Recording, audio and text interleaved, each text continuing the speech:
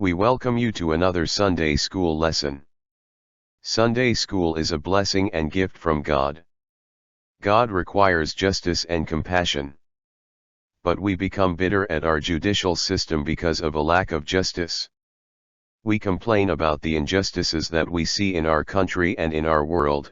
The poor are exploited, the rich are often given a pass, bribery corrupts our leaders, and society seems to be increasingly governed by mob rule. In short, there is not much practical love for our neighbor. Of course, the reason for this is that there is not enough love for God. You see, love for God is always demonstrated by obedience to the law of God. There can never be a society-wide level of justice until there is a society-wide love for Jesus Christ. Our lesson this week comes from Exodus chapter 23. Our first verse says, "Do not spread false reports. Do not help a guilty person by being a malicious witness." Making up, or spreading false reports was strictly forbidden by God. We are not to join others in spreading false reports or lies. This commandment referred primarily involves lying in court or lying in general on one's neighbor. Verse 2 says, "Do not follow the crowd in doing wrong." When you give testimony in a lawsuit, do not pervert justice by siding with the crowd. This command forbids perverting justice by taking sides with the crowd. In other words, don't give in to peer pressure. Contrary to what many believe, you don't have to be a teenager to fall to peer pressure. It becomes easy to justify our wrong decisions by going along with what everybody else is saying or doing. Only those who have the inner strength and have mastered God's divine standards to do what's right can resist the pressure to go along with the crowd to do unjust things. Verse 3 says, "And do not show favoritism to a poor person in a lawsuit." The command here is not to support a poor man in a lawsuit just because he is poor. In legal matters, the social class of the people involved shouldn't have anything to do with the verdict or outcome. We may want to show compassion. It's also possible to show favoritism to the poor in a court case even if they are wrong.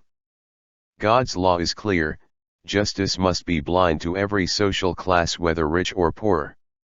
We might sympathize with the poor man who steals food to feed his family, but he's just as guilty of stealing as a rich thief. The law can't have a double standard for rich and poor people. Verse 4 says, "If you come across your enemy's ox or donkey wandering off, be sure to return it." God said that if we come across our enemy's animal straying away, out of compassion we should catch the animal and return him to his owner. It's very tempting for a person not to return his enemy's animal thinking that they deserve to lose it because of the ill feelings they have toward each other. But this is not God's way of dealing with our enemies or those with whom we have issues. Believers are commanded to love our enemies, to live peaceably with them, and even provide for their daily needs. Still dealing with one's enemies, in verse 5 God said, "If you see the donkey of someone who hates you fallen down under its load, do not leave it there, be sure you help them with it." The Israelites were also commanded not only to return lost property to an enemy, but they were to help him free his donkey from a large load that caused the animal to fall under the weight of the load. Again, there may be a strong temptation not to help and to turn away from the problem. One might reason that it was the owner's fault due to mistreating the animal by putting too heavy a load on it. But the law didn't support this attitude because the last part of this verse says we are to have compassion for both the animal and its owner. Kindness and compassion have a way of removing anger and enmity. Verse 6 says, "Do not deny justice to your poor people in their lawsuits."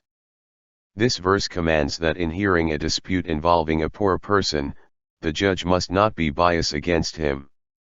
The judge must not rule against the poor man simply because he is poor. It's easy for local officials to identify themselves with others of the same social class and take sides in court. They realize that the poor don't have the means to retaliate if they rule against them, nor can they reward the official if they rule in favor of the poor. but the rich have the money and the influence to retaliate for a decision made against them, and also to give a reward for a decision made in their favor. God expressed repeatedly how much He cared for the poor. He spoke against those who mistreated them, and the apostles also stressed care for the poor. Verse 7 says, "Have nothing to do with a false charge and do not put an innocent or honest person to death, for I will not acquit the guilty." This verse orders officials to keep themselves from making false charges against an innocent person that could lead to an unjust decision and even an execution. Capital punishment has its place, but those who have the power to exercise it must be very careful to inflict it justly and fairly.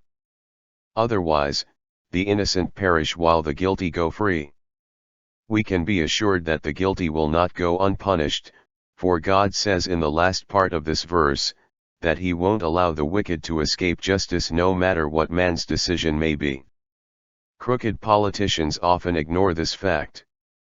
Some have deceived their constituents and preserved their reputations and have forgotten their guilt before God.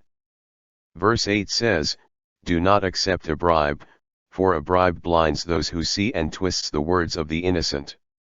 This is a command not to take bribes, the corrupt practice of receiving gifts for favors rendered.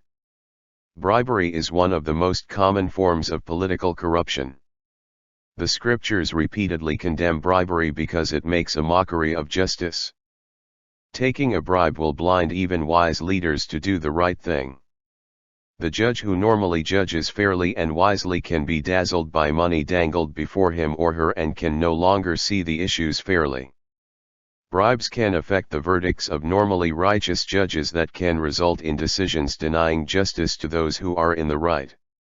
God is a righteous judge and is absolutely just and fair. No wonder taking gifts or bribes is an abomination to Him. Verse 9 says, "Do not oppress a foreigner, you yourselves know how it feels to be foreigners, because you were foreigners in Egypt." In Jesus' day the Jews practiced prejudice and discrimination against Gentiles, but God had commanded in the law that Jews shall not oppress a stranger. The Gentiles were to be treated with hospitality and fairness. Strangers in Israel were to be treated fairly in court. If they were poor, they were to be cared for. In addition, at harvest time, grain was to be left for strangers in the corners of the fields. The Israelites were also commanded to love strangers.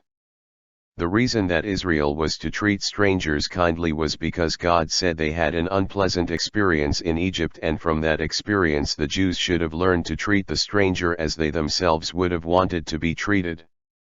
In fact, Jesus summed up all of God's laws regarding relationships whether in court or in our private lives when He said to treat people the way we want to be treated. This is truly Christian love. Verse 10 says, "For 6 years you are to sow your fields and harvest the crops." Here the Lord turned His attention to the institution of the sabbatical year, saying, "And 6 years thou shalt sow thy land, and shalt gather in the fruits thereof." Every 7th year was a sabbatical year, a year in which no planting or reaping of the land could take place. Verse 11 says, "But during the 7th year let the land lie unplowed and unused. Then the poor among your people may get food from it, and the wild animals may eat what is left. Do the same with your vineyard and your olive grove." After declaring that during 6 years, the people could plant and harvest their crops, God said, they could not plant any crops in the 7th year for the good of man and of creation. The Lord said the land was to go unplowed, and whatever grew of itself was reserved for the poor, and what the poor didn't eat was to be left for their animals to eat. The Lord had earlier said that if His people disobeyed His commandments, He would discipline them by scattering them from the land, and the land would enjoy her Sabbaths as long as it lies untended. The sabbatical year would remind the Lord's people of their dependence upon God, their great landlord, and their obligation to use the fruit of their land as He would direct. The Lord wanted His people to learn not to worry about their life. Our final verse says, 6 days do your work, but on the 7th day do not work, so that your ox and your donkey may rest, and so that the slave born in your household and the foreigner living among you may be refreshed. This is a repetition of the fourth commandment concerning the weekly Sabbath. God reminded his people that the Sabbath day was important and to be observed. Even in the year of rest they must not consider the seventh day or the Sabbath day to be like all the other days. But even during the sabbatical year, the Sabbath day was still to be religiously observed, with the people refraining from working the land after 6 days and resting on the seventh day. This command even said all Israel, including the animals they owned to plow the land as well as any strangers living in the land, were to refrain from any work on the seventh day. God then revealed the benefit of his command: it would allow them a time to relax and rest. A lesson for us here is that no matter how insignificant God's commands may seem to be, or how difficult we think they are to keep, everything he commands has a purpose, and most often, if not always, it is for our benefit. Justice and fairness. God's instructions are clear. As his people we are expected to practice truth, justice, and mercy. In order to practice justice, not only must we avoid doing wrong, we must also show compassion to those who really need it. This lesson, taken from Israel's law, teaches us some wonderful principles for righteous living: impartiality in court proceedings, compassion in our daily conduct, and integrity in all human relationships. Since these principles are part of the very nature of God, they are repeated for us in the New Testament in some form or another, but they mean the same thing.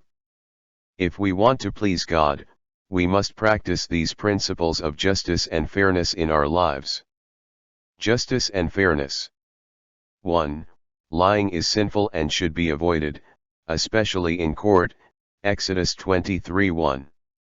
Your lifelong reputation rides on your loyalty to truth.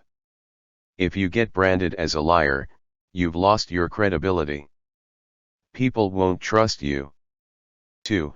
Following the crowd to take advantage of the poor is a very bad idea. Exodus 23:2-3. Do not let someone else with their own agenda tell you what to think. That is called manipulation. 3. Whenever we have the opportunity to help others, even those we consider enemies, we should do it.